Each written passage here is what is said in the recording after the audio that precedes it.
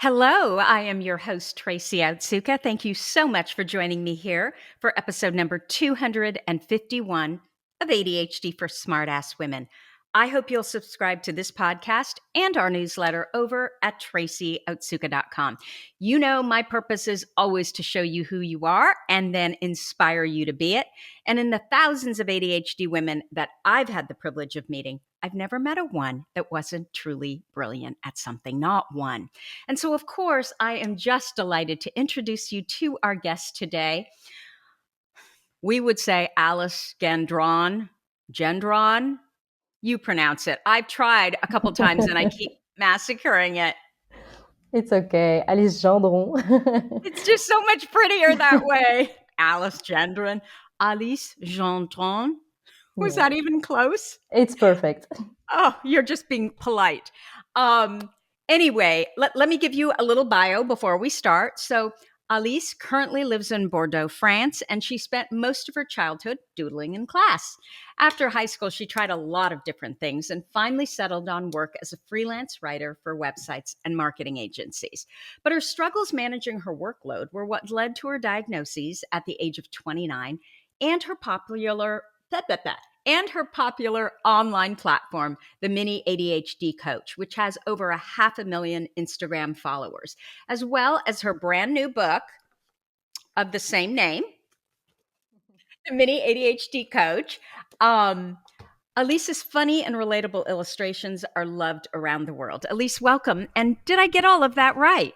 Yes, it was perfect. Thank you, Tracy. I'm so glad to be here with you. Well, I'm so glad that you're here. So, we always start this podcast out, all of our guests do, talking about their ADHD diagnoses. So, I'm wondering if you can tell us, we have a general idea what the circumstances were, but can you talk a little bit about the diagnosis, your own?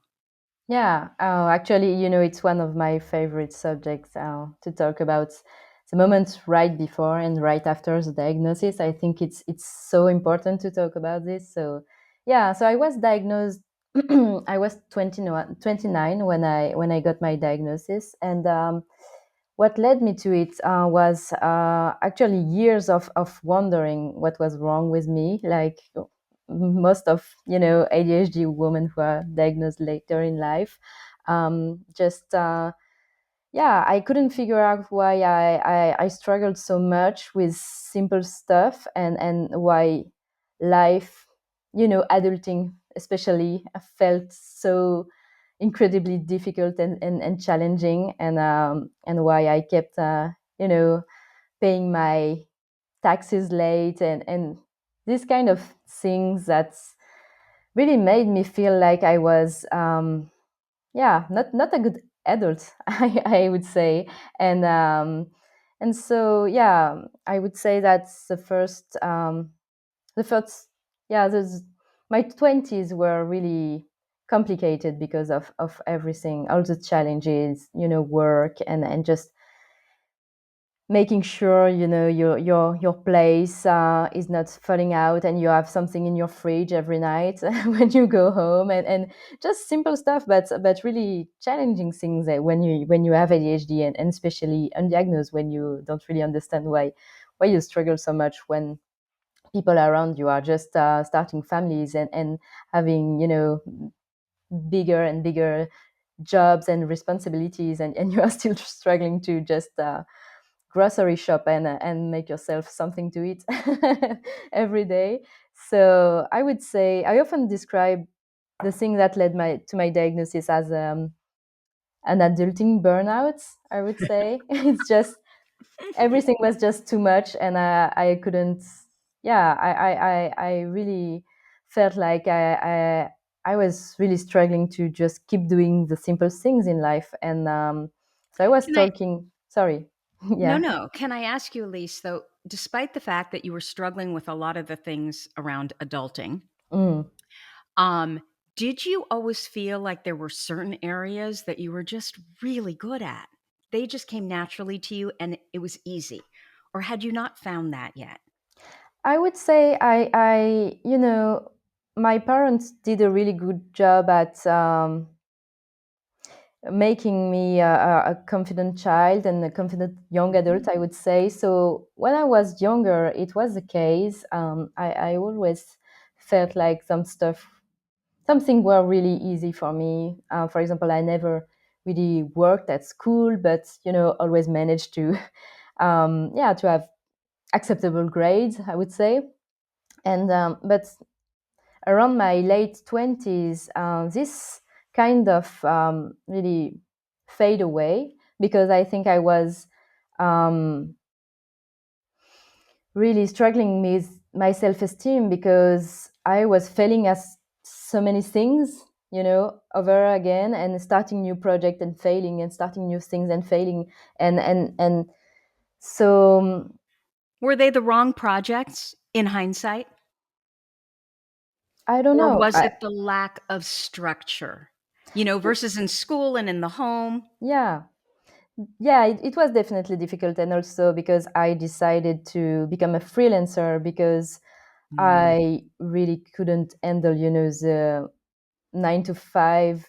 It was just difficult for me to accept that I needed to be at a specific place from one moment, 1 hour to another, and just accept to be here and just obey. It was really difficult because I always had so much more interesting things to do, and I wanted to do that, so I decided to be a freelancer. And it was great because I could manage my hours, how I wanted, but at the same time it was really difficult because all of a sudden I was my own boss, and I had to, yeah, put some pressure on myself and end up maybe putting too much of it. And You had to so, create your own structure, right? yeah, but I never really tried to do that. You didn't even know that that's what you needed to do. No. It's so interesting to me, Elise, that you use the word obey. Mm. That's such a good word. Why that word? So, did you know? So, let's back up first. And can you tell me some of the things that you felt you failed at? So, from the time you got out of high school, what were some of the things that, you just felt like, well, you failed at, and so you're just not good at anything? Yeah, well, maybe first, I was failing at finding my path. Mm. Definitely, I was, I started going to art school, and 3 months later, I dropped off, and then I went to culinary school, and I dropped off too, and so yeah, it was just I failed at being consistent, and I couldn't understand why because when you do that one time, you drop off and you try something else. It's okay, everybody can make mistakes, but when it gets to a point where you started, 10 different career paths and studies, and you feel like something is really wrong with you. Why can't I just stay consistent and focus on something because I'm still on my first year of the new thing, of the new study I do, for example, and around me people are getting graduated, and it's just this And you're imbalance. stuck. Yeah, and and So I'm yeah. curious, how does someone with your talent, I'm just looking at, like, I can't even believe that you created this, not only the words, because the beauty of, to me, this book is the simplicity of it, Mhm. which is so tapping into the ADHD brain. But then you have these adorable, little illustrations. How did you fail at art school? That doesn't make any sense to me. What was it? I didn't fail, I just got bored. So you And never really fail, you just lose interest. yeah, Mm. definitely, I yeah, it's, but at the same time, maybe I would have failed because I think I was trying to fit in this yeah, in this idea that art is complex and beautiful and needs many hours, to complete a beautiful art piece. You must, spend hours and hours working and then just making the thing, yeah, extremely complicated and difficult in the end. And so when I started to doodle and post my doodle online, I mean, it was really interesting because I never really valued the doodle I did, because for me it was just the thing I did, all my life, to spend the Mm. time in school, for example. Yeah, definitely. And so in So art school, did they not appreciate the doodle? I never showed them because, yeah, because to me it was just like rubbish. It was nothing, and I needed to be able to draw complex portrait, and yeah, but I'm really not good at that, but I'm good at doodling. And it's not Which you'd something been that, perfecting for like 2 decades, right? yeah, I was a master at it, thanks to high school and yeah, boring classes. Okay, so what was Alice like as a child? Oh, she was definitely super curious, I would say. Very, very curious. I had a lot of energy too, but I was kind of a lonely kid too, because, yeah, I was the youngest one, and I was kind In of your alone. family, you were the Yeah, youngest one out of how many kids? just two. 2 of you. Okay, Just did you two, have a but sister or a a brother? brother. Yeah, so I And was. was he very different than you? He has ADHD too, but Oh. not the same way. Ah, Extremely different. But he was diagnosed recently, 2 years ago, because I wouldn't say because of me, but yeah, because I told him maybe he needed yeah. to get an assessment right away, because, but he's very different. But we are the same in many ways too. But so yeah, I was the little baby girl of the family, and I was really loving to, yeah, draw and play, yeah, and put on costumes and just pretend I lived in a magical world. And but at school I was super chatty, and just Mm. I had issues with my teachers many times. Like what kind of issues? They just felt like I was disrespectful because I was so, spontaneous and energetic, and they felt like I wasn't respecting the distance we had to have, between a teacher and child. Mhm. And I was just, I think, because I was also confident because of the way my parents, helped me just, yeah, be confident. And so, but with the years, so I was super chatty when I was younger, and then in high school I stopped chatting because, I know it was getting me in trouble. Mm. So that's why when I really started to really draw and just doodle and do my thing in class. And I remember sometimes I was also just like playing video games uh, in class, just hiding and just So finding. you were And bored in school too, like yeah, in lower grades as well. well, I don't know if I was really bored, because I found ways to, to get distracted with video games and doodles and just things. But yeah, I was not really interested in what the teacher were saying. So yeah. But you were able to keep up, no problem. Yeah, yeah. Strangely, I just, did the bare minimum, and never really got in trouble because of my grades. So nobody really noticed anything. Just, yeah, it was okay. Did you feel that you were smarter than your grades indicated? Yeah, in a way, yes, Mhm. definitely. And also because when I graduated then in communication, I finally got a degree at one point, and I was really extremely good at it. And yeah, I was number one student of my class, which was a kind of a surprise to me. And yeah, because I was just super interested in the topic. Communication was extremely interesting to me. Well, and it's so interesting because what you studied actually helps, right? In what you're doing. Yeah, in a way, definitely. So you're self-taught doodle expert. I don't know, what do they call I don't know, like Leonardo da Vinci. I don't know. Anyway, so you're self-taught in the doodles, but then the communications, I'm sure, really helped with what you do today. Yes, I think it did. Yeah. Absolutely. So I'm curious, what did your parents do for work? Actually, my mother was a publisher. She Ah, worked at a publishing house in uh-huh. Paris, and then she decided to quit and become a writer. And she wrote books for kids. And yeah, she was a very creative person.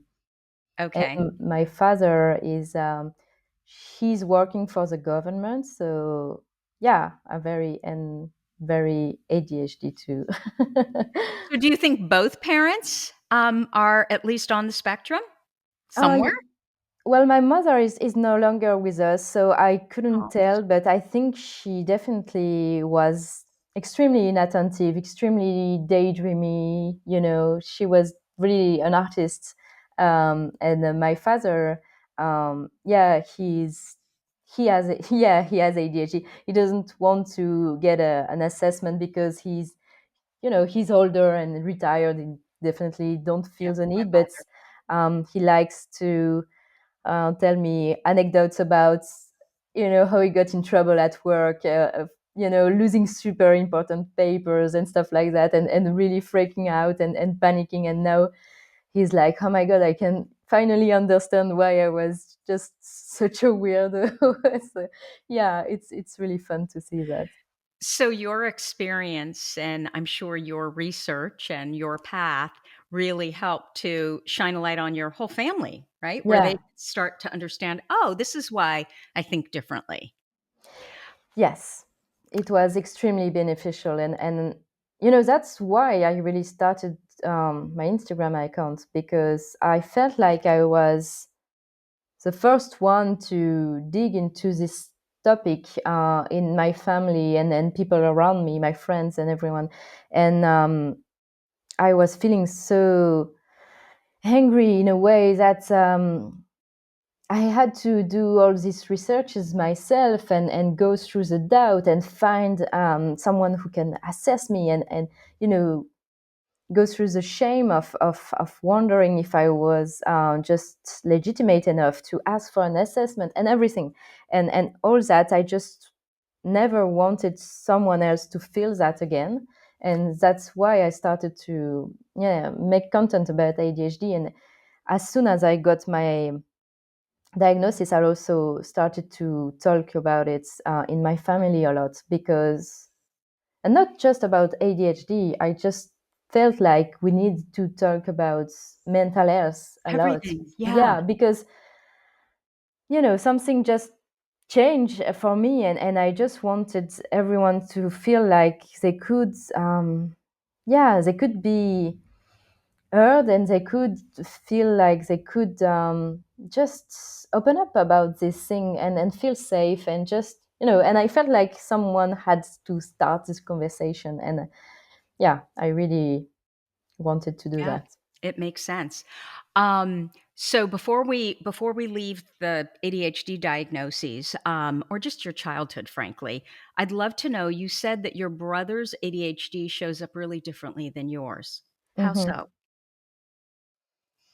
Well, he he's like, a caricature in a way, because he is really, he likes doing things that are really exciting and extreme. Like, he's a fan of skateboarding, and um, you know he traveled a lot, and just jump off plane, and just Yeah.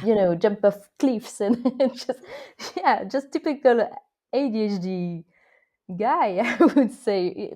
I So mean, he's it, really into a lot of extreme sports and yeah, yeah. And so, and really, you know I don't know, we are really different. I'm more of yeah a calm person. I am hyperactive in a way, but in a really different way, and not mm, so extreme, and more like inner, centered, and then creative. And So it's really exciting to see how we both have ADHD, and at the same time we are so different. And that's why this topic is so interesting. Is that we have so much in common, all people with ADHD, but we are so different because we are still very unique individual, and it's really important to to remember that. Well, it sounds like your brother is more the classic ADHD, right? When you think of what Yeah, ADHD looks like, that boy who's bouncing off the walls. yeah, losing keys and wallets and, and phones, every week, and just it's it's funny to see that, but yeah. So I'm curious, you're in France, and I remember, I think it was in 2012, a psychologist by the name of Marilyn Wedge.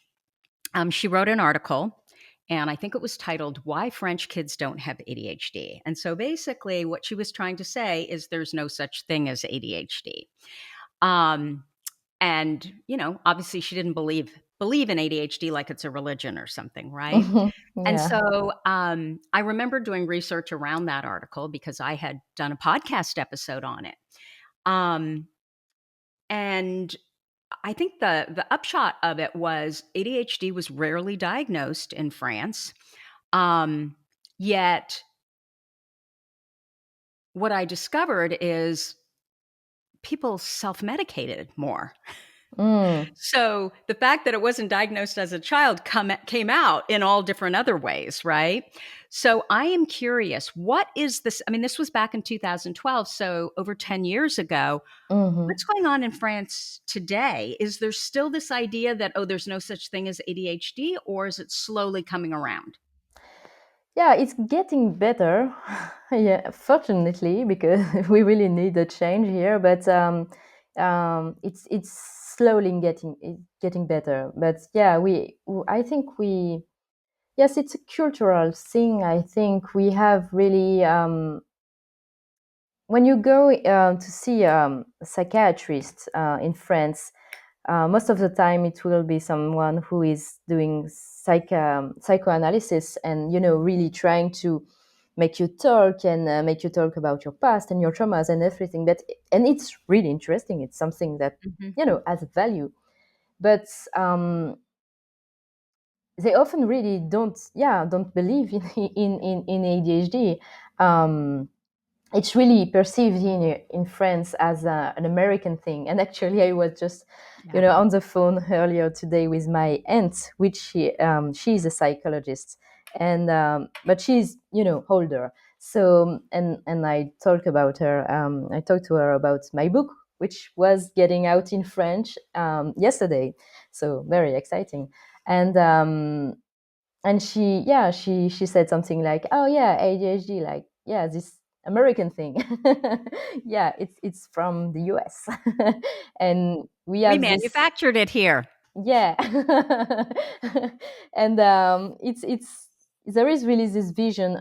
It's changing, but it's still around. Of it's this thing that American people um have, and they like to tell kids that they have ADHD, so they can give them really strong drugs, and Mhm. it's all this American big pharma thing. And it's really mainstream belief in France still. So we are fighting against that. It's not easy, but I think it will get better. And yeah, but as I told you, my book is just getting out in France, and I see um, people are just buying it in a way. It's just they need it so much because we don't have anything like this here.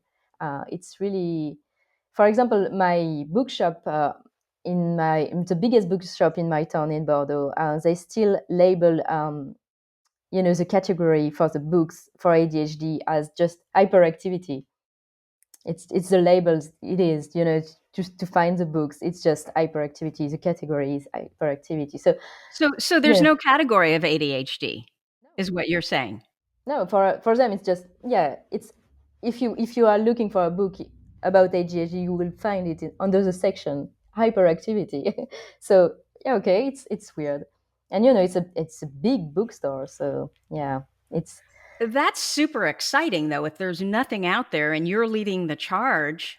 I try to, yeah, but no, I'm not alone because, yeah, for the past few years, a lot of people are trying to get the word So, out there that it is something and it exists. But are yeah, there French psychiatrists who are also and psychologists, medical doctors, are they also talking about this or not really? Nobody's kind of stood up and said well, ADHD is real.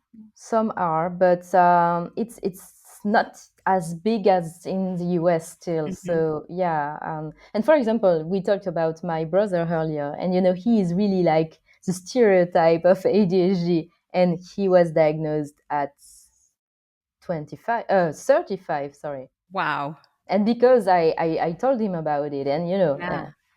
So but he was able to find someone though who actually did understand what ADHD looks yeah, like. because we still have, yeah, pretty good specialists. We need to find them, which is not Mhm. easy. There are not plenty of them, and also there is a big waiting list, especially if you want to see someone um, in the public system. And you know, in that case, you don't have to pay for your assessment, which is great. But when you have to wait 2 years for it, it's Yeah. you know, free is yeah, it's great, but still, if you need to wait 2 years, it can be complicated. So um, yeah, but it's exciting because we have to do, yeah, a lot of, you know, it's really a free canvas in French in France, and we there are a lot of things to do to improve ADHD awareness, and at the same time, I would say that the, you know, the positive aspect of it is that we don't have as much stereotypes about ADHD because we didn't grow up with you know, ADHD kids labeled, you know, in our Right. classroom, so it can be anyone. But So yeah, does that mean that girls and women are just as likely to be diagnosed? It's not like here in the US where everybody thinks it's the hyperactive boy. I wouldn't go that far, but No? you know, everybody is getting diagnosed late here.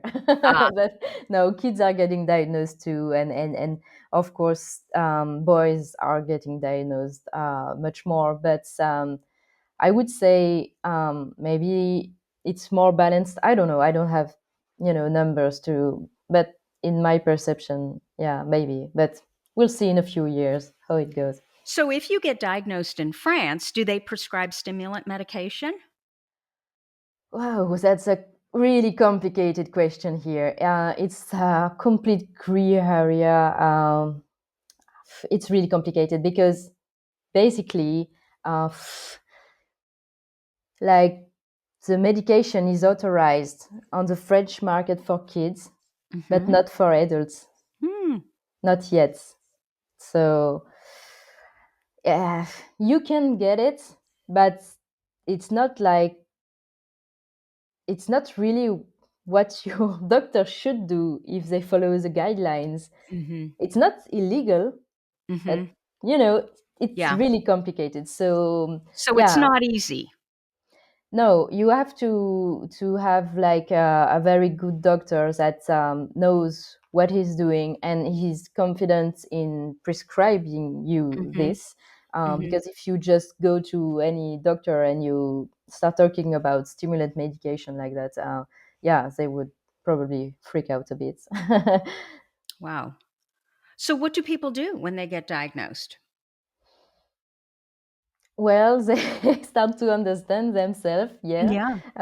So yeah, first, and sometimes, yeah, you can take medication. A lot of people are still doing it, but um, it's complicated because we don't have the same medication as you. We don't have all the option you have. Like we have, I think, one or two molecules just Ah. allowed here. So yeah, it's complicated. So I would say I cannot speak for everyone because it really depends on if you know, if you go in Paris and you have like a top notch specialist, you will be treated maybe just like someone in the US.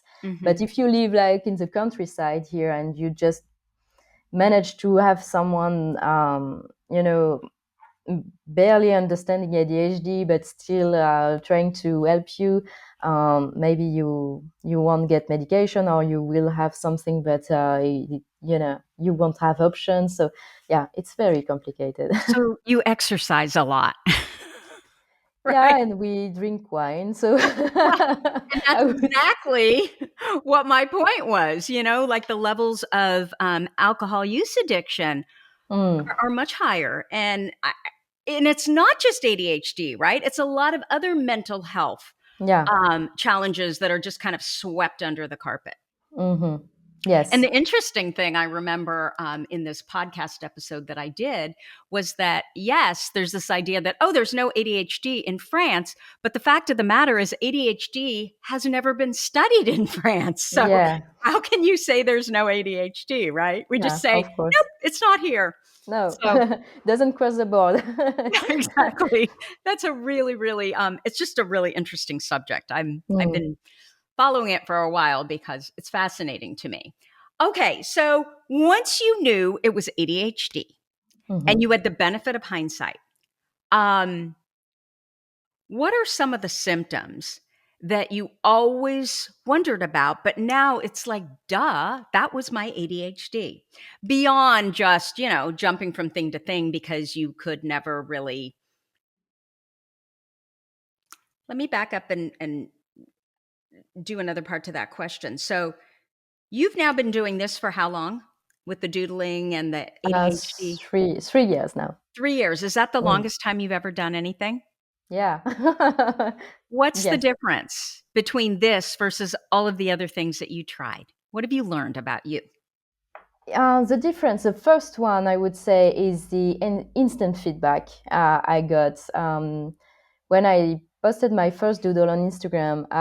It was on an Instagram account that I already had about crafting stuff that I did. It's an Instagram account that I used 6 months and just quit and just come back. Because So there's no feedback. yeah, but I had a community of people, like 1,000 people, just Oh. following my creative stuff. Yeah, but Hmm. yeah, it was not a lot, but it was really nice and super nice people. So when I started posting my doodles, I had feedback already, like people telling me in my creative community, "Oh, but I was diagnosed last year," or something like that, and so I would say definitely getting this instant feedback from Instagram really helped me keeping, the interest in, and especially as for the first 6 months at least, I posted every day a new Was that thing every day. easy for you? Because I find Instagram, honestly, I find all the social media, I like suck at it because of the consistency that's required. But for you, was this easy? It was I was at such a low point in my life right Mhm. before and right at the moment. I always say my first drawing, if you scroll back, you will find it. It's just my character saying, "I have ADHD and it's okay." Mhm. But it was like the opposite of what I was thinking at this moment. I felt extremely down. I felt extremely It was not depressed. okay. No, it was absolutely not okay. I was the opposite of okay. Um, Really, I would say one of the really, yeah, most difficult time of my life was the diagnosis. I mean, first I felt relief, but then just a huge wave of negative emotions, and I wasn't prepared for them. It was extremely difficult, and I felt extremely sad, extremely depressed, and so I posted this, just, here goes nothing, and just anyways, so and things clicked, and something happened. I don't know why. I got lucky, I would say. And I started posted and posting, and every day I got, I was just waking up, and I got the first 6 months of growth of my Instagram account was just through the roof, incredible. I never saw that. I never. It was extremely stimulating. 6 months later, I needed to, cut down a bit on the publication rhythm and everything because I just burned out again. So I was just But at the completely same exhausted. time, was there just so much positive emotion there, so it helped to get you out of that really dark time? Yeah, and the thing is, I think I kept doing it because it almost saved me, from this really dark place. And so I just needed to have this connection with the community and just keeping having this positive feedback. People just, commenting, "Oh, I do that too," or "It's relatable," or "It's funny," and just show, seeing that emotion. It was so just so good, and I felt so useless before, I think, and I was feeling useful again. And yeah, it was really addicting. And yeah, so that's why I think it worked, because there is this instant gratification almost. And But it was because I think I got really lucky with the Instagram algorithm at this moment. They were really fan of carousels, and I posted carousels. And You so hit it yeah, right. it's not the same time now. So Mhm. yeah, it's not, um it's not like I can say to someone, just do that, and it will be okay, because no, I don't know how to, things change on social media. And I think I just, yeah, I was there at the right moment. And I you yeah. know, I think too, Elise, what I can relate to is you did this first and foremost to learn about you, right? And to get support for you, but at the same time, you were helping other people. So you're both helping each other. And that's the exact same experience I had with the podcast. I Mm, started it because I wanted guardrails on my learning. And I knew that I might let myself down, but just one person comes to me and says, "You're making a difference in my life," and I would never let them down. And it yeah, sounds like the same thing, just with a exact different same thing. medium, right? Yeah, exact same And so thing, you didn't exactly. care about followers. You didn't care about any of that. You just kind of kept your head down because the positive emotion, like it was going both ways, right? Yeah, exactly. And you just feel less lonely. And Yeah. it's just an amazing feeling when when someone is telling you, "Oh my god, you really helped me, you made a difference in my life." And no, I can say that people really say that to me. And myself, I tried, it's hard to believe, but and it's just, wow, it's such a gift to be able to do that, and also to feel this feedback. And it's just, yeah, and it's, yeah, it's Yeah. addicting, definitely. It's I was awesome. just talking to a gentleman who I met at a conference a couple weeks ago, and he's been talking about starting a podcast on basically toxic masculinity. And he lives in Texas. Mm, And what is inspiring it for him, what is inspiring this need to do a podcast or this desire to do a podcast is, of course, his childhood and things that happened to him, but also he just had a brand new baby boy. mm, And so he wants the world to be different for him. And what I was telling him is forget about, and he's really good at tech, so he doesn't have to worry about any of that, which was hard initially. But I was telling him, just forget about you don't have the followers, all the things, reasons why you can't do it, and focus on the fact that you need to do this. It's your mm. voice and you need to get it out there. And it is the best self development thing you will ever do for yourself. You think you're going out there to help other people, but you're going to learn so much about yourself in the process. And you will be a different person from the time you start to the time that, I don't know, you're a year in. Do you agree with that? Yeah, No matter completely. what the medium, right? Yes, completely. It's yeah, it's I think it's really, as you say, it's just, in the end, I think my I needed something. I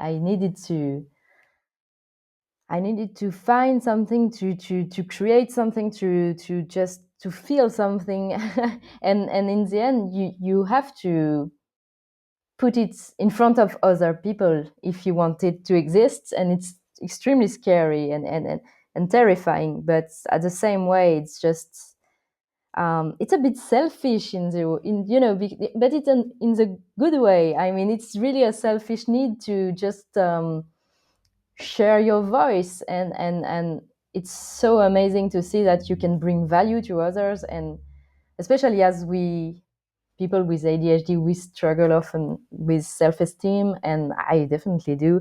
And just reading messages of people saying that I made a difference for them, it's just whew.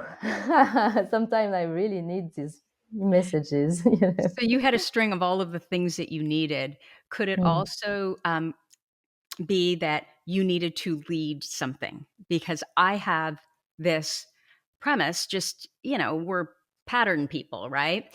And I mm, see all of the thousands of ADHD women that I've had the privilege of meeting, and all of them are brilliant at something. And because we're so mission driven, it's mm. not enough for us to just kind of fit into the crowd. We don't fit into the crowd. We never have, right? We need to Yeah. stand out, and we stand out by leading in the area that is connected to our mission. Mm, Would you yeah. agree with that? And that seems to be where we're happiest. Yeah, well, I don't know if I wanted to lead something, because at the same time I'm really shy and private person, and that's why, so many people haven't seen my face. I'm It's just such a hiding. beautiful face. Wow, thank you. Just not make me blush, but yeah, so I don't know if I'm just, but at the same time, yeah, I would say, I don't want to be this typical, leader of something, but I definitely want to drive, you know drive my drive firstly, but also, yeah, drive other people, in this thing, and just take other people with me, and just yeah, create interesting things, and just, yeah, it's so, fulfilling to be able to experience that, and at the same time, I always have a really, I really think about all the people that I don't really feel this fulfilling thing yet, because uh, before I started this Instagram account, I felt, so useless, and so, yeah.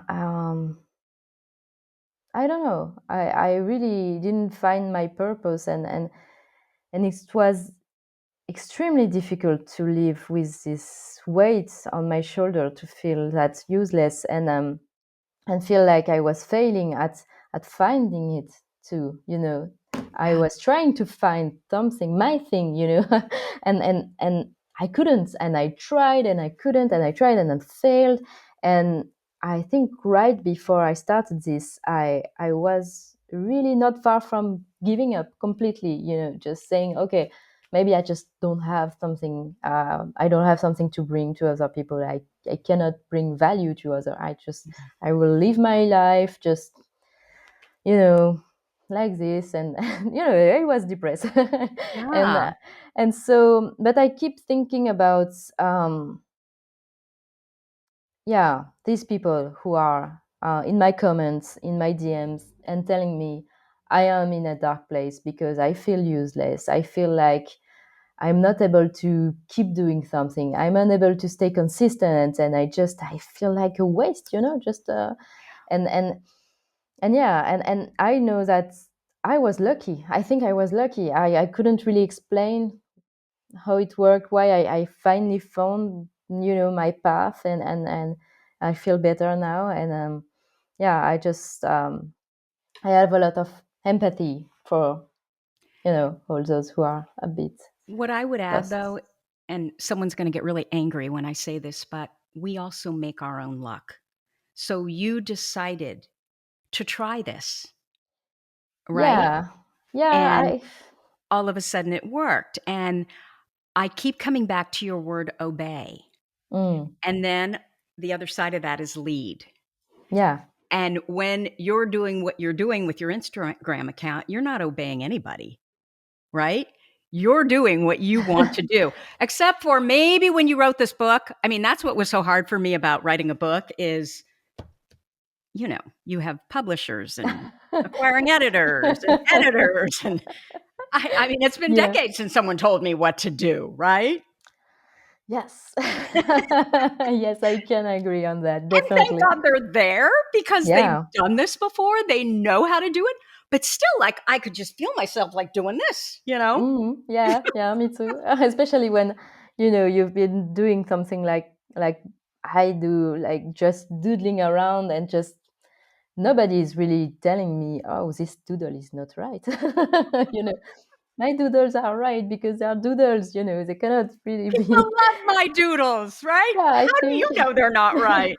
But yes, and at the same time, the truth is, I couldn't have done it without them, because Right. I needed to obey to, Yeah. had a deadline and stuff like that. And it also helped because by myself, I try to, yeah, I tend to struggle to, So yeah. this is interesting. I keep bringing up the word obey.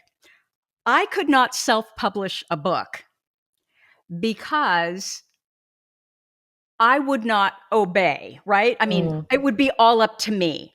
And so I knew that the only way that I would be willing to obey, because I wanted it to be that quality, is if whomever I was dealing with was high enough, right? So yeah. it had to be a traditional publisher because then I would respect, at Hmm. least for the most part, what it is that they're asking me to do versus if I'm constantly questioning it and I don't respect who they are, then we'd have a problem.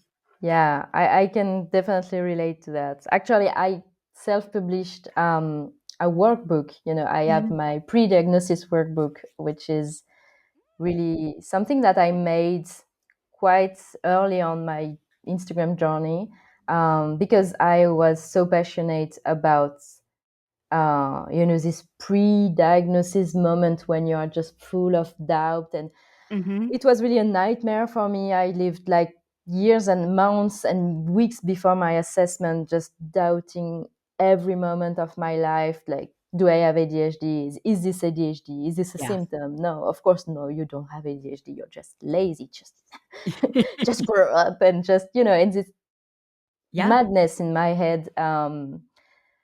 It was terrible. So I decided to quite early to create a workbook that just described, the official symptom in a way that was, just not as weird as in the official documents, which, Right.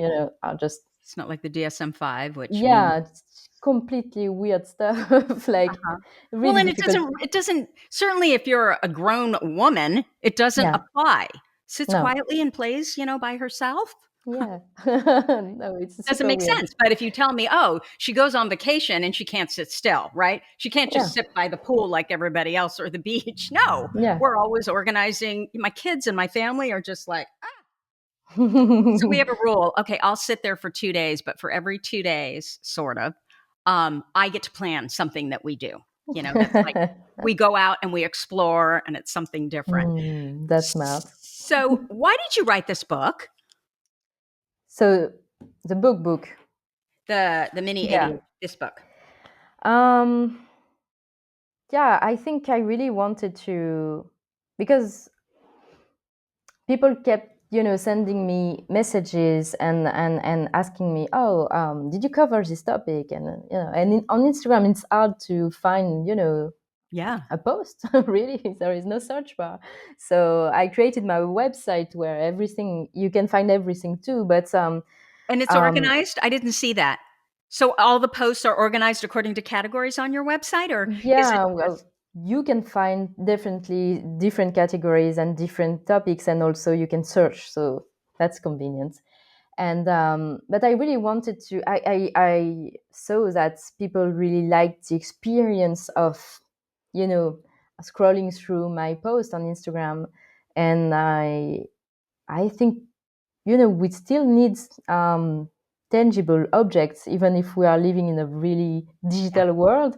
And I really wanted to give people something that they can hold and just open, just anywhere, and read two sentences and feel better, and just put the book not where it belongs, because it's ADHD, so just on the couch, on I don't know, Where are my on the glasses? kitchen counter, and yeah, and just I think because I was brought up in a household where books were such a big thing because of my mother, Yeah. and I just love books. I have a lot of them. I haven't read them all, but I just yeah, it's just such a good feeling to just sometimes you just feel less lonely with a book, and that's really what I wanted to create. And yeah, just give a bit of comfort. I think it's really that, an ally, and yeah. Had you always, I mean, you have a mom who's a writer, who was a Mhm. writer. Yeah. Had you always thought, I want to write a book? But maybe you didn't know on what? Yeah, I think I always wanted to write, but I imagine myself more as a novel writer or something, just Ah, imagining a story, just completely weird, exciting story that could become a movie. I don't know, but not really that serious. But I was writing as yeah, it was my job, but I was as a freelance writer, that I was writing about different topics on the internet, not really, high quality writing, but yeah, I think I always imagine myself, but maybe when I was older, as an yeah, old lady publishing yeah. a romantic novel or something. I don't know. Well, I think your publisher mom would have been so proud. Yeah, I think so. Yeah. Um, sorry. So Don't start it, please. I know, I know, I know. I just lost my mama. So, um, Okay. what are the ADHD traits that you feel are responsible for your success? Sorry, I didn't mean to make you cry too. It's okay. It's okay. I'm so Did you hear the sorry. question? Yeah. Yeah, yeah. Um, I would say, in a way, my inability to become a good, artist, and a good drawer, because I couldn't, keep focusing on technique, helped me develop this way of drawing that is really extremely simple and childish, but at the same time, I can see that it conveys a lot of emotion, and really the simplicity of it make it quite universal, I think. And so in a way, just yeah, I it's just an accidental talent, I would say. Um, is there anything else? My curiosity, I would say, Mm. yeah, definitely.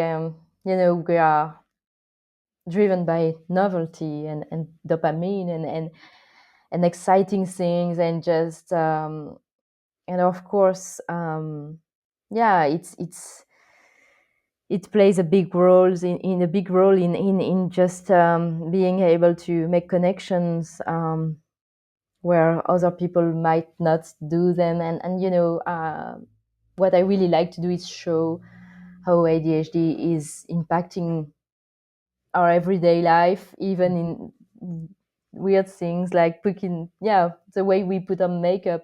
Yeah, it's really silly sometimes, but in a way, I would say that a neurotypical doctor or medical professional couldn't really write this about ADHD, because Yeah. their brain doesn't work the same, but they bring value in their way, and I thank them for that, and they're great. But yeah, it's just another perspective. Well, and I think too, having a following that large, again, we see patterns where I think many doctors, they're not around that many people with ADHD day to day, right? Yeah, I mean, thousands, and you get all of these comments and we start seeing these patterns. definitely. So I am fascinated. Was there something in here about how we put makeup on differently? Oh, there it is, makeup. Yes. Oh, that's so funny. So my thing is I get so bored that I can't put makeup on in front of a mirror. So I either putting it on in the car while my husband's driving, and I love that, if we have to be somewhere and we have 15 minutes to get there, I can't spend any more time than that. So it just goes Mm. like really quick. But are there other things that we do? For makeup, you mean? Yeah. Yeah, I would say that there is a thing that we can hyper focus on makeup, and just some of Yes. us are like full face of makeup because you're just completely zoning out and maybe listening to a podcast and completely like hyper focus on your own face and just Uh-huh. and it's creative expression too. So yeah, Mhm. and I would say there is this, and the other side is just like quick Right. mascara, like It's all blurring and smeared under and yeah, you don't even notice. yeah. So barely brush my teeth, and just okay. I'm all right. I'm late, so yeah, I need to go. So yeah, it's just, and this makeup section. Actually, my publisher was like a bit skeptical. Like, really, you really want to talk about this small subject? It doesn't feel like super important, but I was like, it was one of the most liked posts on my Instagram account. So Yeah. I think, Well, yeah, and people it's really like related to it. what you were saying, which is so true. It doesn't, I've been diagnosed 3 times because I kept thinking, well, you can't have done all this stuff and have ADHD, right? That is just not the norm. And oh my gosh, what was so it's the little things that I discovered, like what you're talking Mm, about here about makeup or interpersonal intuition, or it's those little things that you never realized are connected to yeah, ADHD that help us to see that, oh, that's weird, right? yeah, Not everybody can do that. Not everybody does that. definitely. And I completely relate. I was diagnosed twice. So yeah, the first time was not enough for me. I needed to see even, bigger specialists to just to be sure. Right. So much doubt. And yeah, I think knowing the little things, and that's why I watched a lot of YouTube channels at the time of yeah, women explaining how ADHD. I really wanted just to. I could have paid someone just to you know take me with her in her daily life, just to observe how her ADHD would manifest in her daily Yeah. life, just to understand, because when you are in this position of doubt, it's really difficult to figure out, what is ADHD, what is not, and what you are maybe just imagining, and yeah, it's really complicated. So I hope that by describing this even mundane things sometimes, it just brings a bit of confidence for the people who are right before their diagnosis or right after, because we are still having doubts after. Yeah. So yeah, So, what do you think the key to living successfully with ADHD is? I would say self understanding. Yeah, and just I would say that the key is that there is no really one key, and you need to find your own key. And I really emphasize on the fact that we are all extremely different, and what is very important to do is to try things try things. And because we, especially when we are diagnosed later, we spend our life not trying to do the thing our way and trying to fit in and do the things the way we have to do it. And so the big thing for me is just allow yourself to try to do the things the way you do. What is important is the outcome, and really, if you need to do the dishes, just I don't know, dancing around, and then just I don't know. I don't really have any Listening to weird ideas. podcasts Yeah, just making a mess or and just doing music. your thing. Yeah. yeah, with really strong coconut smell dish soap. I don't know Oh my because gosh, it's so important what the dish yeah, soap is. I'm sorry, right? yeah. So yeah, whatever. Just do your thing and just um, yeah, feel confident on the fact that you are allowed to do the thing the way you want, and if you don't find the way that is working for you at the first time, it's okay to try something else. And if something is working and then not working and then it's working again, it's okay to.